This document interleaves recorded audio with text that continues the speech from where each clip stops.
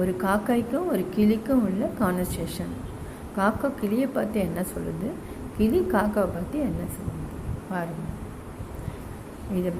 இந்த வீடியோவை கடைசி வரைக்கும் பாருங்கள், நல்லா கூர்ந்து கவனிங்க, லைக் பண்ணுங்கள், கமெண்ட்ஸ் போடுங்க, சப்ஸ்கிரைப் பண்ணுங்கள். வாங்க என்ன சொல்லுதுன்னு பார்க்கலாம். கிளி காக்காவை பார்த்து சொல்லுது, நீ ரொம்ப கருப்பாக இருக்க, நீ அழகாகவே இல்லை, அசிங்கமாக இருக்க.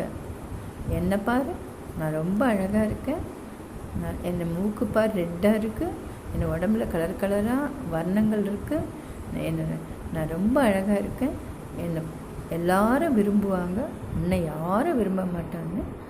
கிளி காக்காவை பார்த்து கேலி பண்ணிச்சு, அசிங்கப்படுத்துச்சு. காக்கா உடனே ஸ்டன் ஆகிடுச்சு. மைண்ட் வாய்ஸை சொல்லிக்குது காக்கா, என்ன இந்த கிளி என்னை இவ்வளோ அசிங்கப்படுத்தி என்னை அழகு இல்லைன்ட்டு கேலி பண்ணுது, இரு வச்சுக்கிறேன்ட்டு உடனே ஒரு கேள்வி கேட்டுச்சு கிளியை. நீ ரொம்ப அழகாக தான் இருக்க, நான் ஒத்துக்கிறேன், நான் அழகாக இல்லைன்னு ஒத்துக்கிறேன். நீ ரொம்ப கலர்ஃபுல்லாக அழகாக இருக்க, நான் கருப்பாக அசிங்கமாக இருக்கேன், அதை ஒத்துக்கிறேன். ஆனால் ஒரு விஷயம் தெரியுமா உனக்கு? காக்கா கிளியை பார்த்து கேட்டுச்சு. கிளி அதுக்கு என்னன்னு கேட்டுச்சு. உன்னை ஏன் கூண்டில் அடைக்கிறாங்க? உன் நாக்கை தோலை உரிக்கிறாங்க. ஏன்னா அவங்கள நீ கூப்பிடணும், பேசணும் அவங்கக்கிட்ட. அவங்க உங்ககிட்ட நீ அவங்கக்கிட்ட பேசுறதுக்காக உன் நாக்கில் இருக்க தோலை உரிக்கிறாங்க. ஆனால் என்னை கூப்பிடுறாங்க, கூப்பிட்டு சாப்பாடு வைக்கிறாங்க. நான் எங்கேயோ உட்காந்துருப்பேன், என்னை கூப்பிட்டு சாப்பாடு வைக்கிறாங்க.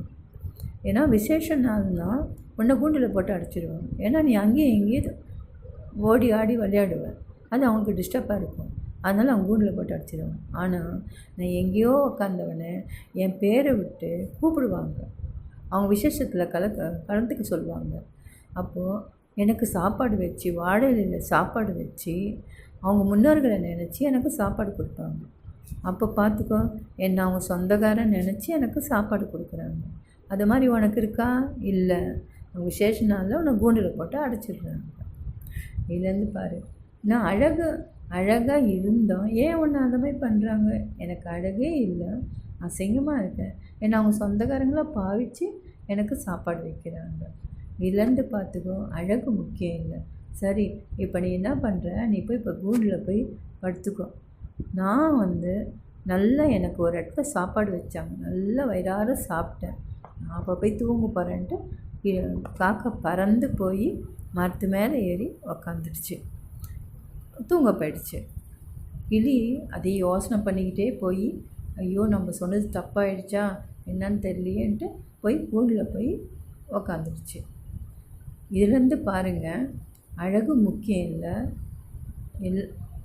அழகாக இல்லைனாலும் நம்மளை கவனிக்கிறவங்க நிறைய பேர் இருக்காங்க, இதை புரிஞ்சுக்கணும்.